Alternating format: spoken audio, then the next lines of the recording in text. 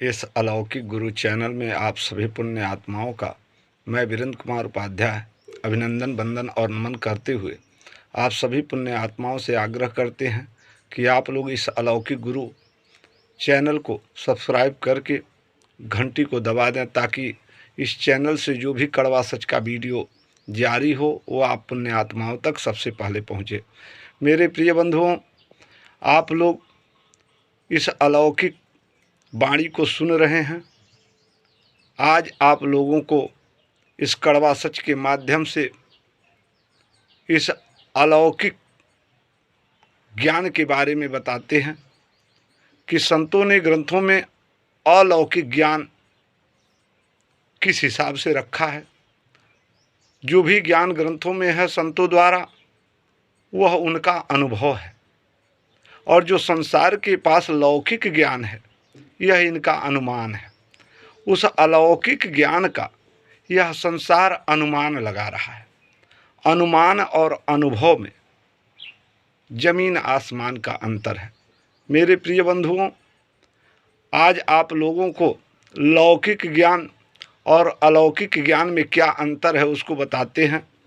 मान रहे हैं किसी ग्रंथ में संतों द्वारा लिखा गया है कि अंधों से दूर रहिए, तो अब लौकिक ज्ञान में, संसारिक ज्ञान में उसका अर्थ क्या लगेगा?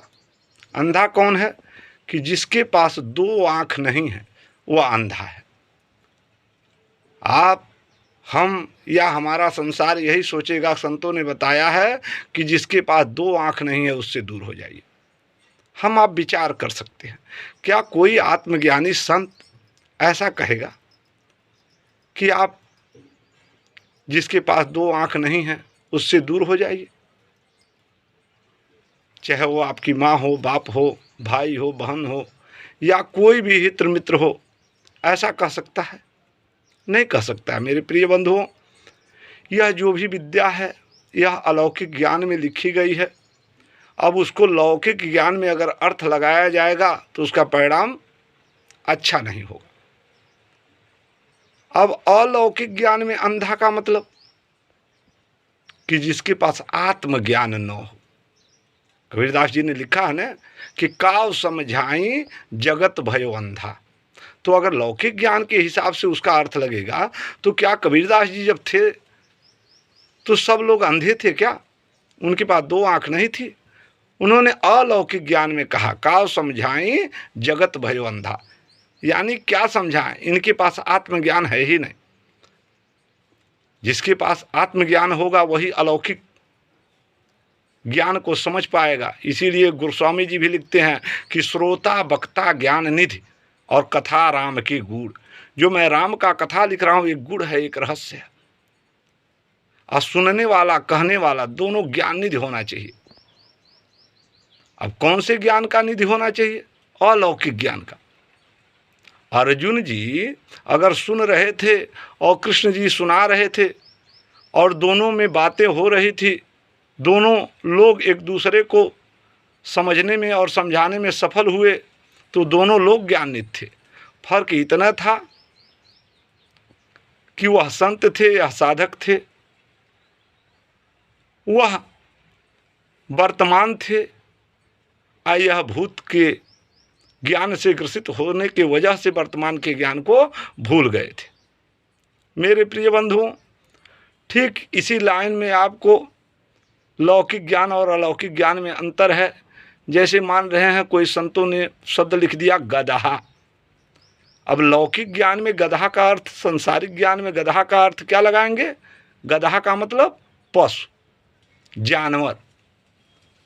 लेकिन आप थोड़ा विचार कर सकते हैं, अलौकिक ज्ञान में मान रहे हैं कोई भी बंदा अपने बच्चे को पढ़ाता है, लिखाता है, बार बार समझाने पे अगर उसको वह बातें समझ नहीं आती है तो अक्सर करके लोग बोल देते हैं गधा हो। गधा का मतलब अलौकिक ज्ञान में अज्ञानी, कि तुम्हारे पास ज्ञान नहीं है, तुमको बार बार समझाने से भी समझ में नहीं आ रहा है। बस यही अंतर है कि उन शब्दों का लौकिक ज्ञान में अर्थ लगाएंगे तो उसका परिणाम आने वाला नहीं है। ठीक ऐसे ही मान रहे हैं संतों ने जो भी शब्द लिख दिया, जो भी आप जान रहे हो, मान रहे हैं धन को जान रहे हैं, कहीं लिखा गया है धन शब्द अलौकिक ज्ञान में है। अब धन को लौकिक ज्ञान में अगर देखा जाएगा, संसारिक ज्ञान में देखा जाएगा, धन क्या है? रुपया, पैसा, सोना, चांदी, ये लौकिक जो संपत्ति है, खेत बाड़ी, यही धन है। लेकिन अलौकिक ज्ञान में अगर देखा जाएगा, धन क्या है? कबीरा सब धन निर्धना धनवंता नहीं कोई, और धनवंता सो जानिए राम नाम धन हो। राम नाम रूपी धन चाहिए। राम नाम क्या है? राम नाम सत्य है। तो धन क्या है? सत्य है, और कुछ भी नहीं है। और कौन सा सत्य? लौकिक सत्य नहीं, अलौकिक सत्य अगर किसी के पास है तो वही धन है।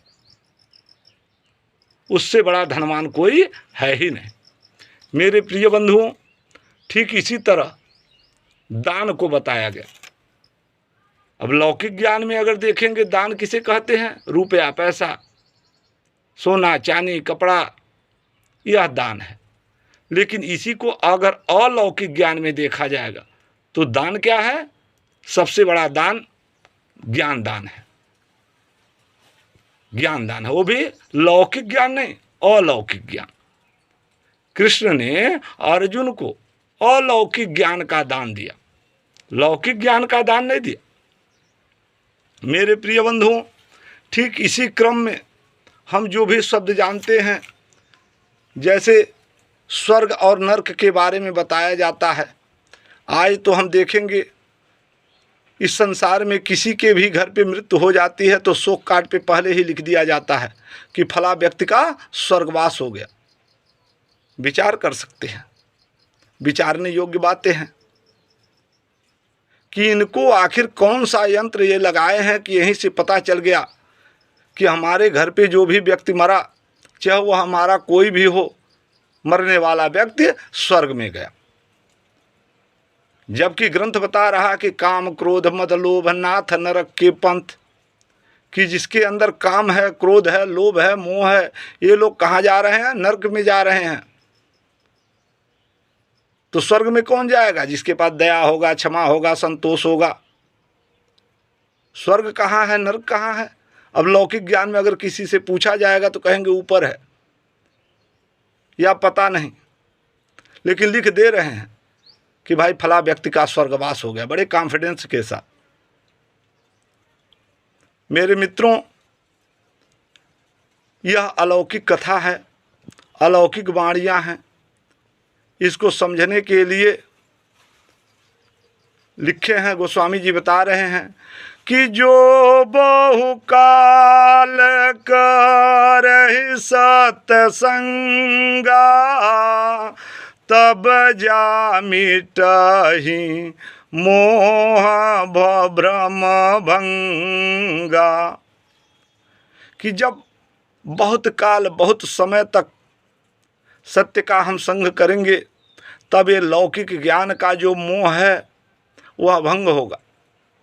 आप सोचिए कि कृष्ण जी अर्जुन को लेकर के युद्ध भूमि में पहुंच जाते हैं, ऐसा ग्रंथों में संतों ने बताया है।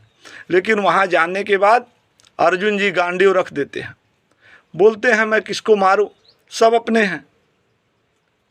लेकिन ग्रंथों की वाणियां बता रही है, कृष्ण जी ने उनको समझाया कि इनको क्या तुम मारोगे, ये तो मरे हुए हैं। क्योंकि ब्रह्म सत्य जगत मिथ्या। संसार में, जगत में लौकिक ज्ञान के अनुसार अगर कोई इस जीवन को यापन कर रहा है तो मरा हुआ है, जिंदा नहीं है। मेरे प्रिय बंधुओं, संतों ने जो भी उपाय बताया वह अलौकिक ज्ञान में बताया, वह उनका अनुभव है। और उस अनुभव के अनुसार अगर हम आप अपने जीवन में उस अनुभव को उतारेंगे, उस अनुभव के अनुसार जो उपाय बताए गए हैं उसको करेंगे, तो वाकई वह परिणाम आएगा, क्योंकि लिखा गया है कि मृषा न होय देव ऋषवानी। हम आप विचार कर सकते हैं, जैसे ग्रंथों में लिख दिया गया कि आप गाय के गोबर से घर लिपिए, घर पवित्र हो जाएगा। काट सत्य है, लेकिन वह सब अलौकिक ज्ञान में है। अब अलौकिक ज्ञान में गाय क्या है? लौकिक ज्ञान में तो हम आप जान रहे हैं कि गाय का मतलब यह पशु, गोबर का मतलब उसका टट्टी या मल, घर का मतलब यह मकान। लेकिन इसको लीपते लीपते हमारे दादा बाबा आजा परपाजा मर गए। लेकिन क्वेश्चन यह खड़ा होता है, किसका घर पवित्र हुआ? अगर घर पवित्र हुआ तो वहाँ कामी, क्रोधी, लोभी, लालची, संसार के सभी विकारों से परिपक्व लोग उस घर में क्या कर रहे हैं और क्यों पैदा हो रहे हैं ऐसे लोग? मेरे मित्रों, हम अलौकिक ज्ञान में इसको समझते हैं। गाय किसको कहते हैं? संत को कहते हैं। आप सुने होंगे गायत्री माता, गाय अत्रि माता। अत्रि कौन है? अत्रि ऋषि। तो गाय कहते हैं संत को, गाय संत को कहते हैं। जैसे आपके गांव में कोई सीधा साधा व्यक्ति आ जाए, कोई संत आ जाए, उसको कोई दुष्ट स्वभाव का आदमी अगर मार रहा है, गाली दे रहा है, अगर आप हम उधर से गुजरेंगे तो क्या कहेंगे? अरे गौ आदमी है, क्यों मार रहे हो? आपने गौ शब्द का क्यों प्रयोग किया? क्योंकि वह सज्जन व्यक्ति है।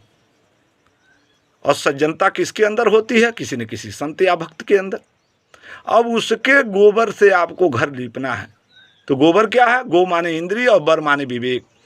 जो वह संत इंद्रियों से परे का विवेक दे रहा है, उसको घर में धारण करना है, घर में लीपना है। तो घर क्या है? मन एक मंदिर है, हृदय एक घर है। उसको आपको हृदय में लीपना है, यानी धारण करना है। कृष्ण जी ने जो गो गोचर से परे का ज्ञान दिए, विवेक दिए, उसको अर्जुन जी अपने हृदय रूपी घर में धारण किए, तब जाकर के उनका घर, उनका हृदय पवित्र हुआ। रविदास जी ने जो गो गोचर से परे का विवेक ज्ञान दिए, उससे मीरा जी का हृदय रूपी जो घर था वो पवित्र हुआ। मित्रों, यहाँ तो अगर पवित्र का मतलब पूछा जाए कि आपका घर गाय के गोबर से घर लीपे, घर पवित्र हुआ कि नहीं, पता नहीं, ऐसा जवाब आएगा। लेकिन वहाँ पता करना है और पता चल जाएगा। इसीलिए कहे कि जब तक देखो न अपनी नैना, तब तक मानो न गुरु की बहना। क्योंकि एक एक वाणियाँ अकाट्य सत्य हैं। ये अनुभव की वाणियाँ हैं, अनुमान की वाणियाँ नहीं हैं।